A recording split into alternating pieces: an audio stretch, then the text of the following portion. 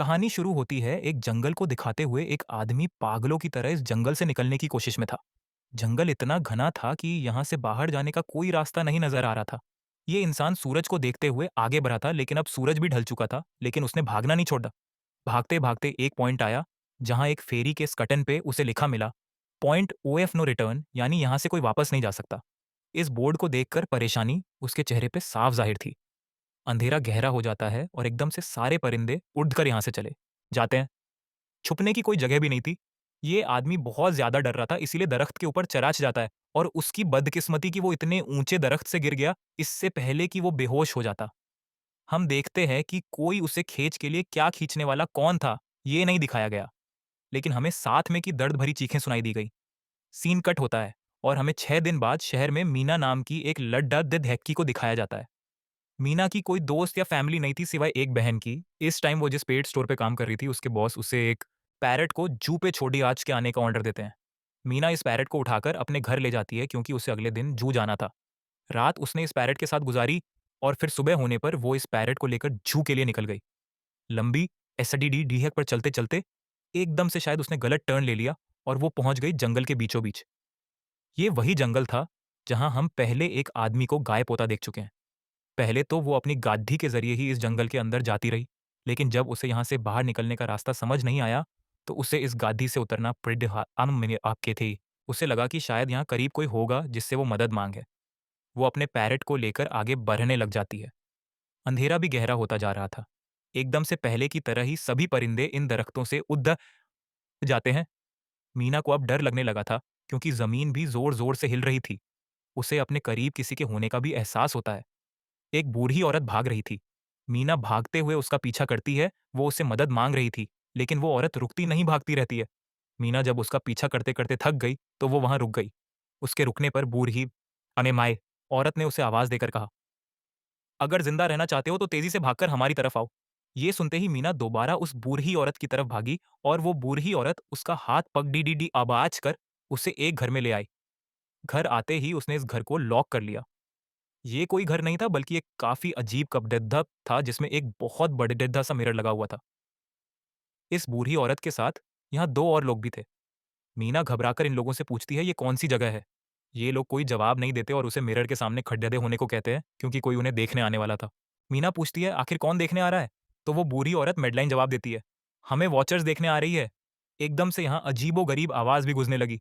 इस बूढ़ी औरत ने बताया कि वॉचर्स तुम्हारे आने से खुश है, वो यहाँ तालियाँ बजा रही है। तुम्हारे लिए मीना बुरी तरह कन्फ्यूज़ थी। मेडलाइन जिन्हें वॉचर्स कह रही थी, उन्हें ना तो अभी तक मूवी में दिखाया गया और ना ही मीना या किसी और ने उन्हें देखा था कि रात गुजर जाती है।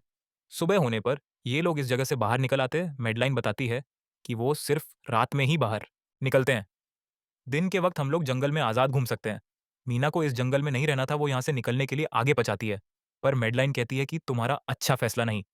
इस जंगल से बाहर निकलने का कोई रास्ता नहीं है। रात होने से पहले-पहले हमें इस घर में वापस आना पाड़ी डी डी डी देता है।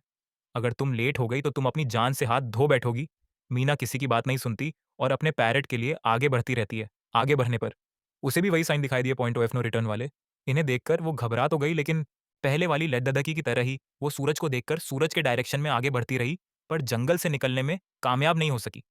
एकदम से उसे जमीन के नीचे हलचल महसूस हुई। वो डर गई और वापस उसी घर की तरफ भागी। वो हार चुकी थी। यहाँ में उसे हौसला देती है और कहती है कि सिर्फ तुम ही नहीं जिसने यहाँ से निकलने की कोशिश की और हार गई। हम भी तुम्हारी तरह ही हारकर यहाँ रुके हैं। यहाँ से बाहर निकलने का कोई रास्ता नहीं। ये जंगल आत्माओं को अपनी तरफ लेकर आता है और फिर अजीब-अजीब चीज़ें इंसानों को दिखाता है कि तुम्हें पागल भी कर सकता है। इसीलिए अगर ज़िंदा रहना चाहते हो तो हमारे साथ ही रहो। ये जंगल एक शिकारी है और हम सब उसका शिकार। मेडल लाइन उसे पॉइंट ओएफ नो रिटर्न वाले काफ़ी सारे साइन बोर्ड दिखाती है, जो कि जंगल में गोल दायरे में लगाए गए थे। मेडल लाइन बताती है कि ये हमारे घर से आधे दिन के फासले पर लगी है। अगर इससे आगे गए तो वापस लौटना मुश्किल हो जाएगा। इसीलिए कभी भी ये तुम्हें नज़र आए सर आए, तो तुम इन्हें इग्नोर मत करना। मीना पूछती है, "ये सब किसने बनाया?" तो वो जवाब देती है, "ये एक प्रोफ़ेसर ने बनाया था।" रात हो जाती है कि लोग वापस उस घर के अंदर आ जाते हैं। हर रात वॉचर्स उन्हें देखने के लिए आते थे। आज की नामी लेडी उनके सामने डांस करती है और कहती है, ये सब उन्हें पसंद है। ऐसा नहीं था कि इन चारों को हर रात वॉचर्स के सामने खड़ी दहा ही रहना पड़ी दिखता था। ये लोग जो चाहते वो कर सकते थे, लेकिन उनकी तरफ अपनी कमर नहीं कर सकते थे। रात में तो इन्हें सिर्फ वॉचर्स का मसला था, लेकिन दिन में भी इन्हें बहुत मुश्किलों का सामना करना पड़ी देता था। ये जंगल से हर रोज कुछ ना कुछ करके आते थे जिनसे इनका गुजारा होता था। अगले दिन कीरा और मीना दोनों जंगले में खाना इकट्ठा करने के लिए जाती है। मीरा केरा से सवाल कहते हैं, आखिर के वॉचर्स चाहते क्या है? हेरा बताती है, मुझे भी कुछ खास नहीं पता, लेकिन मंडलाइन के पास एक थ्योरी है। उसके मुताबिक ये वॉचर्स हमें देखते हैं, हमें ऑब्जर्व करते हैं, लेकिन अगर हमने इन वॉचर्स को देखा तो हम पागल हो जाएंगे। हेरा अब उसे एक गारहा दिखाती है और कहती है, ऐसे बहुत से गारहे जंगल में मौजूद है। दिन के वक्त ये सारे के सारे वॉचर्स इन गारहाओं में रहते हैं और रात में वो यहाँ से बाहर निकल आते हैं। मीरा किर को बताती है कि उन्हें यहाँ फंसे हुए 6 महीने हो गए हैं। केरा का हस्बैंड जंगल में रास्ता ढूंढने के लिए निकला है। उसे उम्मीद है कि वो जरूर रास्ता ढूंढकर वापस आएगा और वो लोग यहाँ से बाहर निकल पाएंगे। हमें मालूम होता है कि असल में केरा का हस्बैंड वही आदमी था जिसे हमने मूवी के स्टार्ट में देखा, जिससे को यहाँ से ले गया। अपने घर के करीब वापस आने पर मेडलाइन मीना को 3 रूल्स समझाती है। यहाँ पर जिंदा रहने के सबसे पहला कि वो रात के वक्त अपने घर का दरवाजा नहीं खोलेगी। दूसरा कि रात में वो आईने की तरफ अपनी कमर नहीं करेगी। और तीसरा ये कि दिन के वक्त वो उन गिरावों के पास नहीं जाएगी और जितना हो सके रोशनी में रहेगी। अब इस रात मीना उन वॉचर्स के बारे में जानना चाहती थी, इसीलिए वो मिरर के साथ कान लगाकर आवाजें सुनने की कोशिश करती है। जब उसे कुछ सुनाई नहीं देता तो वो मिरर की तरफ अपनी कमर कर लेती है और ऐसा करने पर उन वॉचर्स को गुस्सा आ चुका था। वो लोग जोर-जोर से उस मिरर को मारने लग जाते हैं। यहाँ तक कि मिरर के अंदर क्रैक भी आ जाता है। शोर से मेड लाइन भी उठ जाती है और वो मीना को मिरर की तरफ खौड़ी दिदाहे रहने को कहती है। ऐसा करने पे उनका गुस्सा ठंडा हो सकता था। खैर ये रात बिखद्दा जाती है और अगले दिन मीना डैनियल के साथ शिकार पे निकलती है। मीना क्योंकि अपने अच्छे दिन याद नहीं करना चाहती थी, इसीलिए वो यहाँ से निकलने की तैयारी कर रही थी। वो डैनियल से पूछती है, क्या आज तक तुमने किसी वॉचर को देखा? डैनियल ना हमें जवाब देता है। तब मीना डैनियल को समझाती है कि मुझे लगता है कि ये सब मेडेलाइन की बनाई हुई कहानियां हैं जिसके अंदर वो हमें फंसा रही है। हमें ज़रूर इन गंधक गधहर्दों को जाकर चेक करना चाहिए। शायद हमें यहाँ से बाहर जाने का कोई रास्ता मिल जाए। डैनियल, जो कि खुद यहाँ से बाहर जाना चाहता था ना, की बातें मान लेता है। और अब मीना अपने साथ रस्सी बांधकर उस गड्ढे के अंदर उतरती है। रस्सी का दूसरा सिरा डैनियल ने पकड़ी डिधा हुआ था कि अगर मीना को कुछ भी हो, वो जल्दी से मीना को पल की तरफ खींच ले। मीना नीचे गड्ढे में पहुंच जाती है जहां उसे बहुत सारे इंसानों का सामान मिलता है। मीना इस सामान को इकट्ठा कर लेती है, ज़रूर वो जंगल में फंसे हुए इंसानों का ही सामान होगा। रास्ते के सहारे मीना और डैनियल उस सामान को बाहर ले आते हैं और इससे पहले कि मीना उस गड्ढे से बाहर निकलती, उसे गड्ढे के अंदर किसी की उँगलियां दिखाई देती है। वो ठीक से तो नहीं देख पाई कि ये क्या चीज़ थी, लेकिन वो डर गई। ये लोग उस सारे सामान को लेकर अपने सेफ हाउस में आ गए, जहाँ मैडेलन ने उससे पूछा कि ये सामान तुम्हें कहाँ से मिला? ये लोग झूठ बोल देते हैं कि ये सामान उन्हें जंगल से मिला है। मेडन को इस जंगल में रहते हुए बहुत अरसा गुजर चुका था। वो चाहती थी कि ऐसा सामान उसे जंगल से नहीं बल्कि गरहेरे से मिला होगा। वो मीना से पूछती रह जाती है, बताओ, तुमने गड्ढे के अंदर क्या देखा? लेकिन मीना उसे कुछ नहीं बताती। अब इन लोगों को गड्ढे से कैमरा भी मिला था। इस कैमरा को सीसीटीवी कैमरा बनाकर डैनियल और मीना इस घर के बाहर लगा देते हैं ताकि ये लोग भीम वॉचर्स को देख पाए। मेडेलन उनको समझाती रह जाती है कि तुम गलत कर रही हो, लेकिन ये दोनों उसकी एक नहीं सुनते। आज ये लोग वॉचर्स के ही इंतजार में बैठे थे ताकि इन्हें वो देख पाए। अभी तक वॉचर्स नहीं आए थे, लेकिन आज इनके साथ कुछ अचीव होता है। उनका तिरपासा खटखटाया जाता है। ये लोग कैमरे से देखते हैं तो वहां उन्हें इंसानी टांगे दिखाई दे रही थी। बाहर जो कोई भी था वो किरा के हस्बैंड की आवाज में बात कर रहा था। किरा को लगा कि जरूर उसका हस्बैंड यहाँ से बाहर निकलने का रास्ता ढूंढ आया है। वो जल्दी से उठ गई कि दरवाजा खोलने के लिए जाती है, लेकिन मेडेलन उसे रोक देती है और कहती है, तुम ये दरवाजा नहीं खोल सकती। मैं जानती हूँ भाई, तुम्हारे हस्बैंड नहीं है। हीरा को मेडलाइन की बातों पे यकीन नहीं था, इसीलिए मेडेलन कहती है, तुम इसका इम्तिहान ले लो। तुम मुझसे कोई ऐसी बात पूछो जिसके बारे में सिर्फ तुम या तुम्हारा हस्बैंड जानता हो। चीरा बाहर खड़ी डिडे हुए इंसान से एक किताब के बारे में सवाल करती है, जिसके बारे में उसे पता होना चाहिए था। लेकिन जब बाहर खड़ददा हुआ इंसान कोई जवाब नहीं देता तो ये समझ जाते हैं कि ये वॉचर ही है। ये जब दरवाजा नहीं खोलते तो वॉचर इनके बाहर लगाए हुए कैमरा को तोड़ देता है। सभी वॉचर अब गुस्से में आ चुके थे। वो इनके घर के बाहर लगा हुआ शीशा भी तोड़ने वाली थी, लेकिन ये सब लोग शीशे के सामने खड़े हो जाते हैं। उनके ऐसा करने पर वॉचर्स ने शीशा तोड़ना बंद कर दिया और वो इनको मारने नहीं आए। रात इनके साथ ये काफ़ी सारी गलत चीज़ें हो गई थी, इसीलिए डैनियल और मीना ने डिसाइड किया कि वो मेडेलन को सच बता देंगे कि वो ग्यारहे में गए थे और इस बात से वो बहुत ज़्यादा गुस्सा हो जाती है कि उन्होंने एक रूले तोड़ा दिया था। मेडेलिन उस गधी से लाया हुआ सारा सामान उठाकर वापस उसी गड्ढे में फेंक देती है और अब ना चाहते हुए मीना भी यही रहने वाली थी। वक्त गुजरता गया, मौसम भी बदल गया। सर्दियां आ गई थी, लेकिन अभी तक ये लोग यही फंसे थे। मीना हर रोज यहाँ से बाहर निकलने वाले रास्ते की तलाश में जाती थी, लेकिन उसे कोई रास्ता नहीं मिलता था। उसने एक नक्शा भी बनाया था। उसे यकीन था कि कभी तो वो ये नक्शा पूरा कर ही लेगी। सर्दियों की वजह से इन्हें खाना हाकी भी ठीक से नहीं मिल रहा था और खाना न मिलने की वजह से इनकी दिमागी हालत खराब होती जा रही थी।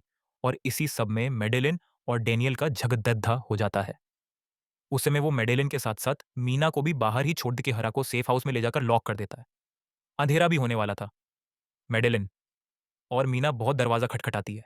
डैनियल की निंदे करती है कि प्लीज़ ये दरवाज़ा खोल दो, लेकिन वो दरवाज़ा नहीं खोलता। फिर अंधेरा भी हो गया और मजबूरन इन्हें अपनी जान बचाने के लिए एक घने दरख्त के नीचे खड़ेदा होना पड़ेगा।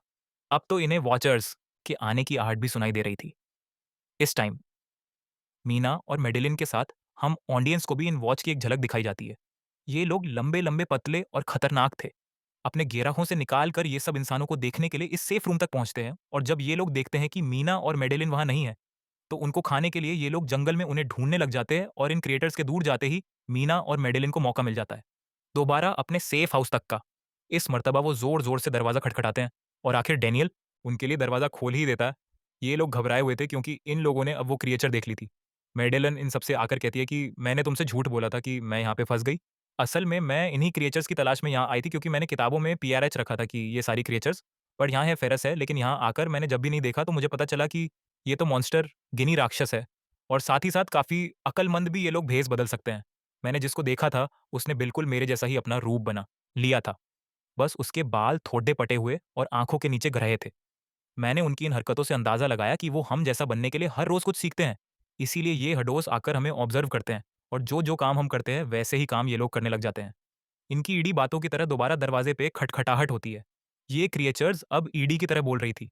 वो अंदर आना चाहती थी, लेकिन ये दरवाज़ा नहीं खोल सकते थे। अगर ये दरवाज़ा ना भी खोलते फिर भी क्या हो जाता, उनके क्रिएचर्स में इतनी ताकत थी कि वो इस लोहे के दरवाज़े को तोड़ के अंदर आ जाए। इन लोगों को कि छुपना था। सभी को कुछ समय से नहीं आ रही थी, पर अचानक टेन की नज़र फर्श पे पड़ी री रहती है।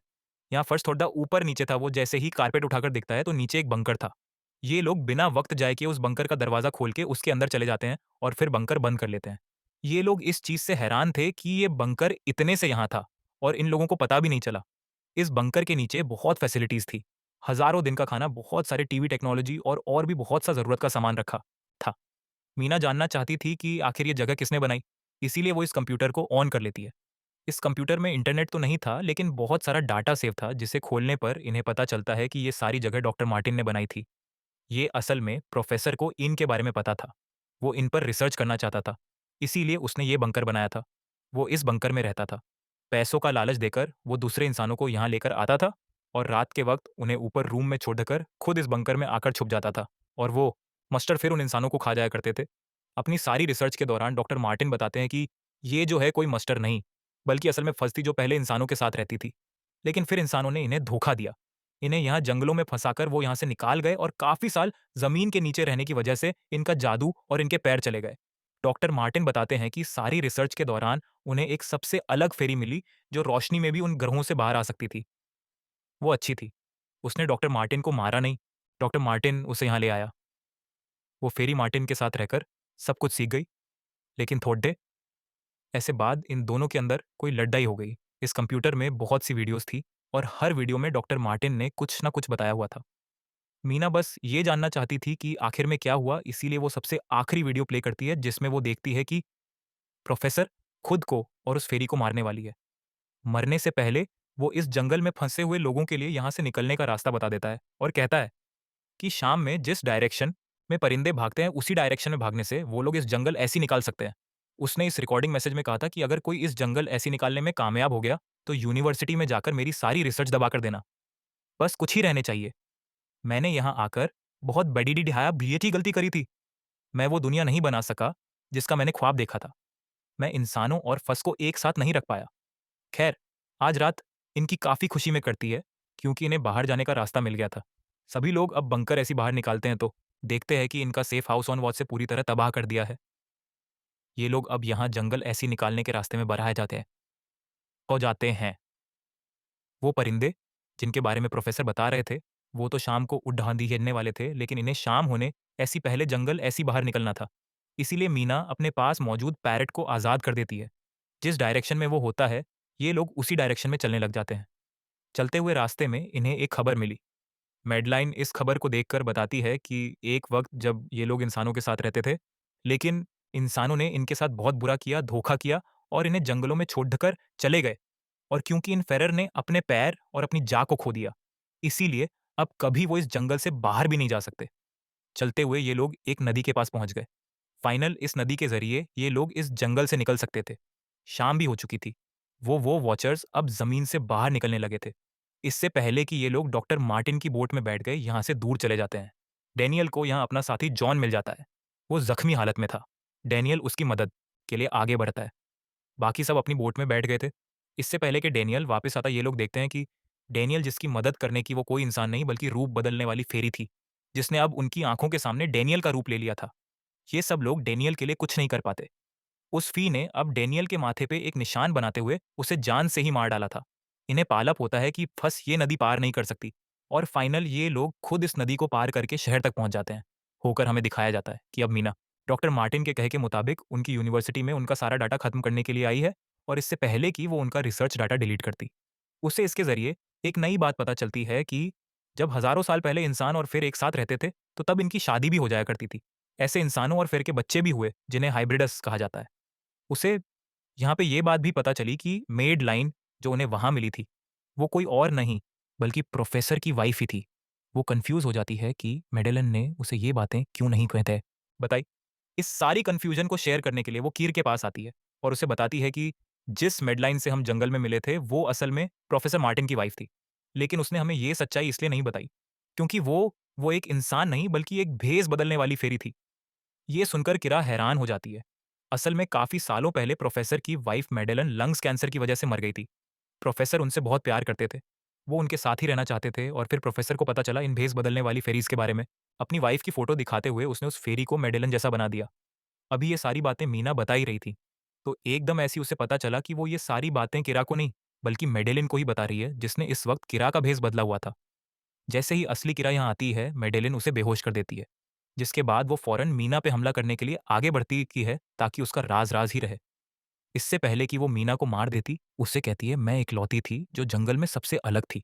वहाँ सारी फेर मेरा मज़ाक उड़ाती थी। मैं दिन के वक़्त भी बाहर निकाल सकती थी। इसी गुस्से में उन्होंने मुझे वहाँ से बाहर निकाल दिया। तब मीना उसे कहती है, तुम अलग नहीं थी, तुम बहुत ज़्यादा ख़ास थी। असल में तुम हाँ, आधी इंसान और आधी फ़ी हो। इसी वजह से तुम फँस के साथ भी रह सकती हो और इंसानों के साथ भी। और यही वजह है कि तुम उस जंगल से बाहर निकाल आई मीना के सारा सच बताते ही एकदम से मेडेलिन के पास उसके पैर और उसके जादू वापस आ जाता है। जिसके बाद वो मीना को यहीं छोड़ दस के यहाँ से उधर जाती है। अब कहानी कुछ हफ्तों बाद की दिखाई जाती है, जहाँ मीना अब अपनी बहन के पास गई है। जंगल और फेरी वाले सारे वाक्य के पास वो काफ़ी डर गई थी और अब वो अपनी बहन के साथ ही रहना चाहती थी। उसने अपनी बहन को बताया कि मुझे लगता है कि वो फेरी अभी भी मेरा पीछा कहती है। तब मीना की बहनों से कहती है, तुम डरो नहीं, कुछ नहीं होगा। और कहानी के आखिरी सीन में हमें एक बच्ची को दिखाया जाता है, जो कि इस वक्त भी मीना के घर के नीचे ही थी। ये कोई और नहीं बल्कि वो फेरीमैन ही है, जो इनकी दुनिया में इस बच्ची के रूप में रह रही है और इसी को दिखाते हुए ये कहानी यहाँ खत्म हो जाती है। If you enjoyed this video, make sure to like, leave a comment and subscribe to the Film Decode. And don't forget to hit the bell icon so you never miss an update.